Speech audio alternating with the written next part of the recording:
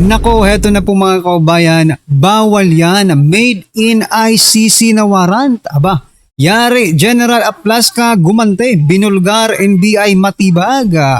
Video nilabas na. Yan po ang ating alamin mga kaubayan sa video ito. Pero bago po natin simulan yan, palike naman po ng video ito. Malaking tulong po yan. Maraming salamat po mga kaubayan. At eto nga mga karibin natin. Bago po natin i-play yung video, eto pasadahan po muna natin itong si Trillanes mga kaubayan.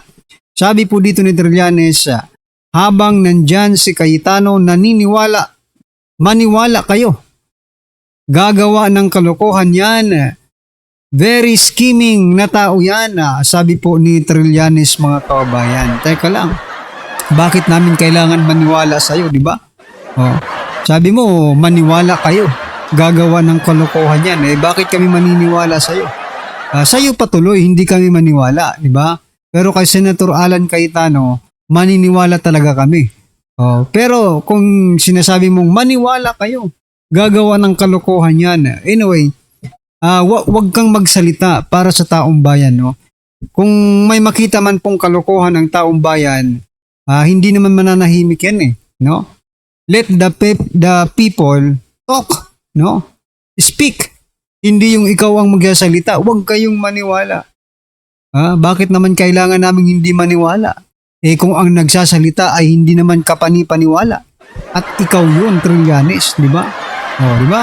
Ito pong naging komento ng ating mga kaubayan patungkol dyan. Sabi po dito, 1,000% na good si Cayetano compare as you. Totoo, correct yan mga kaubayan. Sabi naman po ni Larry Dizon, ang aso talaga pag puro tahol, hindi marunong kumagat. Correct? Tumahol na naman ang angry tanod. Sabi po ni Glenn.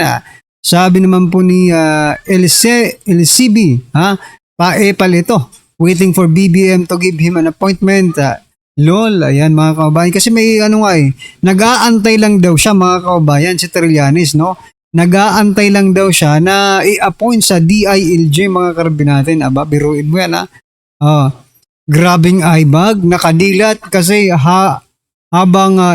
nakadilat kasi habang natutulog. Aray ko po Hindi na ito makatulog mga kaubayan Si SP Alan Peter Cayetano, ginagawa lang po ang tama. Wala pa siyang pinapanigan at alam niya ang batas bilang senador. Correct. So yan mga kaubayan, ano pong inyong opinion dyan? Just comment down below. Naniniwala pa ba kayo dito po sa taong ito? Kaya ay grabe po ang eyebag. Hindi na po makatulog si Trillanes mga kaubayan Anyway, ano pong inyong opinion dyan? Just comment down below mga kaubayan. At ito, pasadahan din po natin to, no? Ito pong si Matibag, sabi niya po dito, bakit gusto ba namin tibagin ang Senado? Gusto lang namin ipatupad ang batas. Nako. Ang masasabi ko lang po dito mga kaubayan, ang Senado po, no? Ang Senate of the Philippines mga kaubayan ay hindi pag-aari ng ICC, no? At ang mga batas po ng Senado, ang batas po na dapat ipatupad sa Pilipinas ay dapat made in the Philippines. Hindi po batas na made in ICC mga kababayan, di ba? Ano po ba yung dala nilang warrant? Diba? Made in the ICC. So meaning mga kabayan, no? Senado yan ng Pilipinas At ang Senado ng Pilipinas ay sumusunod lamang sa batas ng Pilipinas, di ba? Dapat kasi yung batas ng ICC mga kababayan, kung yan pong pagpapatupad din yung batas ng ICC, sa ICC nyo yan ipatupad. Dahil unang-una hindi na po tayong membro mga kababayan ng ICC. Bakit pa kailangan natin yung ipatupad, di ba? Sabi nila, membro pa tayo ng noon, di ba? At saka ginagamit nila yung Rome Statute. Sabi ng mga expert, no? Ito sa kapapanood ko ng mga issue sa ICC, pati tayo natututo na rin, no? Ayon dito sa Rome Statute mga kababayan, may rules po dyan na nagsasabi na hindi nyo pwede i-bypass ang local court gaya ng ginawa ninyo kay former President Duterte. Binaypas ninyo, hindi ninyo idinaan sa proper channel which is the local court mga kababayan. Di ba? Yun po ang gusto nating malaman dito. Kung ito bang ginagawa nila ay legal or illegal mga kababayan. Ba? Kasi marami pong abogadong nagsasabi na dapat talaga maging batas pa yan ng kung anong bansa, kung anong organisasyon pa man yan, dadaan pa rin sa batas ng Pilipinas. No? Kaya nga, made in ICC, bawal yan, made in ICC. Dapat made in the Philippines. No? O ngayon, kasuhan nyo si Senator Bato sa Pilipinas. No? Korte ng Pilipinas. Kaya nyo yan? Diba? Bakit ba hindi nyo makasuhan dito si Senator Bato? Diba? Sabi ng iba, kasi pag dito po nila kinasuhan mga kababayan, madidismiss lang. Bakit? Wala naman silang ebidensya. Diba? Wala po silang ebidensya mga kababayan. Doon sa ICC kasi pinakikinggan sila kahit mga salita lang nila. Diba? Tingnan niyo yung mga ebidensya kuno sa ICC, di ba? Puro mga hirsi-hirsi lang mga kababayan. Puro mga puro mga dak-dak lang. Ni Trillanes, di ba? Na mga against sa Duterte, yung mga biktima umano ng AJK. Pero pag dito mo yan sa Pilipinas, bakit? Mahihiya kasi. Di ba? Mahihiya ang mga hinayupak na ito. Bakit? Alam ng taong bayan kung ano talaga ang totoong nangyari dito sa Pilipinas. Alam ng ating mga kababayan kung ano talaga ang nangyayari sa grounds. Di ba? Pero doon sa ICC, dahil wala silang mga alam, di ba? Pinakikinggan nila dahil wala silang alam sa grounds mga kababayan. Kaya bago po ninyo arestuhin si Senator Bato, gumawa kayo ng batas na made in the Philippines or di ba, kung may existing na batas na made in the Philippines to arrest, di ba? Senator Bato, yun ang gamitin ninyo. Wag yung ICC na yan, made in ICC na warrant, di ba? Talagang magagalit ang taong bayan dyan, mga karibin natin. Anyway, ito pong naging komento ng ating mga kababayan patungkol dyan. Sabi po dito, dating drug lord, ginawang NBI director. Wow, saan ka ba nakakita? Only in the Philippines, ba? Alin doon ang pinapatupad nyong batas? Tama ba? Ginawa nyong saklawan ang saligang batas? Laktawan? O saklawan ang saligang batas? Ayan na. Di umamin ka din, poking inaka, sabi po ni Rodel, Rodel, batas na buwaya, pila ka maleta, sabi po ni Iman, kaninong batas, uto-uto ang puta, sabi po ni Lemar, sabi naman po dito ni Renante, ito, intindihin mo, bakit pinapatupad nyo ang gusto ng ICC, intindihin mo, ito, yan, no? Taga-ayos ng pintuan na pala NBI ngayon. Pinagtatawanan tuloy kayo ngayon. No? Saan ang warrant galing sa Korte ng Pilipinas? Hindi nga made in ICC po yung warrant nila. Kaya bawal yan. Bawal yan mga kababayan. Pwede yang maging legal pero idaan nyo pa rin sa Korte ng Pilipinas. Magpaalam naman kayo. Respeto naman sa judicial system natin. Gumagana pa naman po yan. Diba? Sabi pa po dito, anong batas ipinatutupad mo? Di mo ba alam ang co-equal branch of government matibag? Ayan na, matibag. Anyway, ano po ang inyong masasabi dyan kay Matibag? Just comment down below mga kababayan. At eto, bago po natin i-play yung video mga kababayan, eto, pagbigyan nyo po ako kasi gusto ko lang pong bigyan ng reaction to Nakakagigil din itong isang vlogger na ito. Supposed to be ang pinag-uusapan natin mga balita mga kababayan. Pero eto, subukan po nating intindihin itong post niya, no?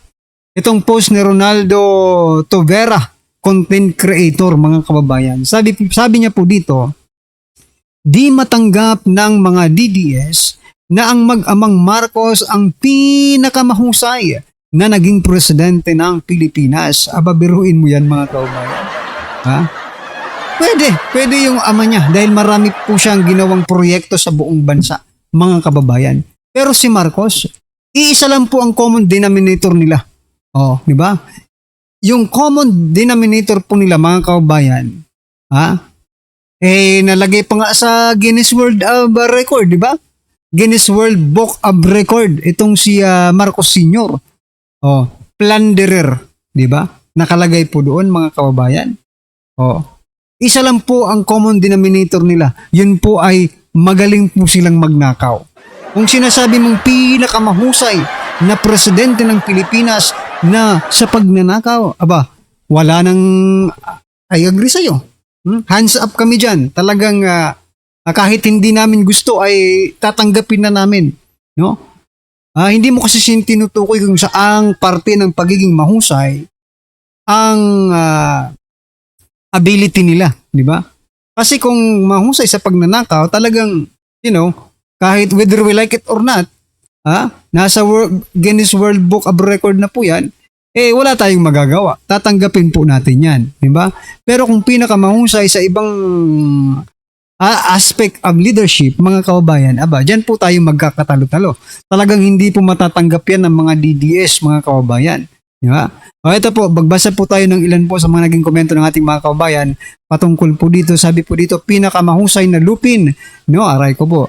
Pinakamahusay mangurakot, sabi po ni Eli Karam. Sabi naman po ni Enfinex, sila naman talagang pinakamahusay na presidente na magna Guinness Cantel. Yan yung sinasabi ko no? The Battle of the Trolls, Guinness Book of World Records shows otherwise. Correct ka. Sila ang pinakamahusay. Wala tayong masasabi dyan. Alright? Anyway, ano po ang inyong masasabi dyan mga karabin natin? Just comment down below at eto na. Pasadahan na po natin yung video. Pasok.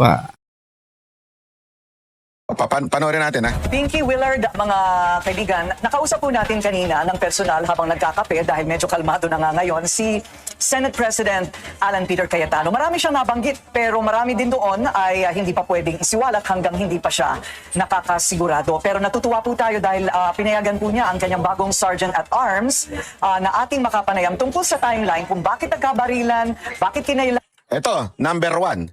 Tatlo to ipapakita kong interview sa inyo mula sa Bilyonaryo, TV5 and News 5. Hindi, TV Patrol, at saka ABS. At ABS at saka GMA pala. Sorry naman. So isipin nyo ito Kung stage, kung ito ay nagsisinungaling, hindi mo ito papayagan Hindi mo ito papayagang magsalita. Kasi mahuhuli to Mahuhuli to pag nagsinungaling. Kung napansinin nyo, yung NBI director. Kung confident siya na totoo yung sinasabi niya, pa-interview niya nga yung mga NBI na nandun, hindi niya pa-interview. Kasi mabubuking. Magkakaroon ng inconsistency. Pero ito, si Cayetano, yung tao niya, yung unang pumutok ng baril. Sige, interview ka. Say the truth. Tell the truth. Tingnan natin. Ito, panoorin natin. Tayo mismo manonood. Ng barilan, sino yung nasa kabilang bahagi ng mga armas? Si Senate Sergeant at Arms Mau Aplasta ay narito. Magandang gabi po sa inyo. Magandang gabi po, Ma'am Corina, at magandang gabi din sa ating mga kababayan. Unahin na po natin kung bakit po nabanggit po sa akin dito kanina na mayroon na pong mga staff na tila nakakaalam na may mangyayari. Kasi ang nangyari daw dito ay mayroong mga senador na nag-abiso sa mga kapwa senador na parang binibigyan na sila ng babala na umuwi ka na. At ito hindi lang nangyari sa isang senador. May iba pang mga nakakuha ng tawag o text na sila daw ay binabalaan na maganda siguro umuwi ka na. Bakit po ganon? Alam po, Ma'am Corina, since morning of yesterday, we have been constantly receiving reports na the NBI will forcibly serve the warrant to arrest Senator Bato. And then towards the afternoon po, na-confirm po namin through our CCTV and myself, when I went down, nakita ko po na may presence na po ang mga NBI dito sa premises ng Senate. Ito po yung kinikwento ninyo sa akin na... Take note, premises of the Senate. Meron na mga NBI sa premises ng Senate. Actually, isa sa mga kwento na nga dyan, which is ngayon, kino-confirm na rin niya, may mga nagpanggap na media. Media-midyahan. Alam mo yung mga nasa pelikula, siguro yung mga baril nasa camera. Yung media-midyahan nila, kunwari media pero hindi pala media. Ayan, linawin natin. It is very irregular that the NBI would conduct checkpoints around the Senate. Tama po, Ma'am. It's very irregular. Saka normally po, if the NBI would come here, they will have to coordinate with us. Pero on that day po, since in the morning, wala po kaming na-receive na coordination from the National Bureau of Investigation. Ayun, kaya tinatanong ko rin kasi... Usually, meron daw coordination. Pero this time, nakakapagtaka. Bakit walang coordination ng NBI? Alam mo yon, kung yung Monday nga, nag-coordinate sila doon sa, sa OSAA din Nag-coordinate sila. Sabi nung OSAA, nag-coordinate din daw kay Soto. Kasi si Soto pa Senate President nun If you did that last Monday, But now, you didn't. Isip. Isip kayo. Anong pinapahiwatig nyo? Kung hindi kayo nag-coordinate ngayon, may plano kayo masama. Parang ano lang yun sabi, di ba? Pag may alak, may balak. Pag di pa alam, may balak. Ganun lang din yan. Pareho lang yan. Di ba? Si Ginoong Aplaska kung bakit kinailangan na sila'y armado. Kasi nga daw, mayroong banta na parang inaabangan. Yung nalaman ko po nung ako'y bumaba doon sa common gate namin sa GSIS, nakausap ko po yung general manager ng GSIS. Kinonfirm naman niya sa akin na nag-request po sila ng augmentation from the National Bureau of Investigation para tulungan po silang i-secure yung premises ng GSIS. Premises ng GSIS. Pero eto na, yung punto ng nagkabarilan kasi nagka-enkwentro na pala. Ano po yung paglalahad ng timeline noon? Diyan pa lang po doon sa dahilan ni Matibag na humingi daw ang GSIS ng tulong sa NBI para i-secure yung GSIS. Hindi naman trabaho ng NBI yan eh. Kailan pa naging trabaho ng NBI magbantay ng building ng gobyerno para i-secure? Diyan pa lang, alam na alam mo nang merong kasinungalingan to si Matibag eh. Alam na alam mo ng katarantaduhan yung sinasabi niya. Na tinawagan kami, humihingi ng security sa amin para dito sa... Tapos sobrang daming NBI. Kalokohan eh. Diyan pa lang, sino maniniwalang gago dyan? Walang maniniwalang gago sa ganyan. Sa ganyang klaseng palusot. Pinapansin po daw kayo na parang nagpipilit pumasok? Doon po sa aming CCTV, nakita po namin na mayroon ng mga armado talaga na, no? And so, Sa kanilang CCTV may armado. Tanong. Gamit kayo ng utak ulit. Gamit kayo ng utak. Yung CCTV ko ba?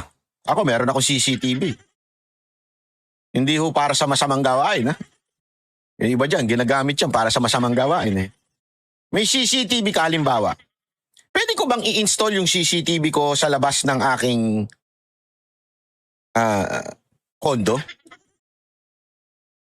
So yan mga kababayan, ibig sabihin yung CCTV nasa loob po ng premises ng Senado, mga karabin natin. No? So yan mga kababayan, ano po ang inyong opinion dyan? Just comment down below at syempre, huwag pong kalimutang i-like ang video nito. Malaking tulong po yan. Maraming salamat po.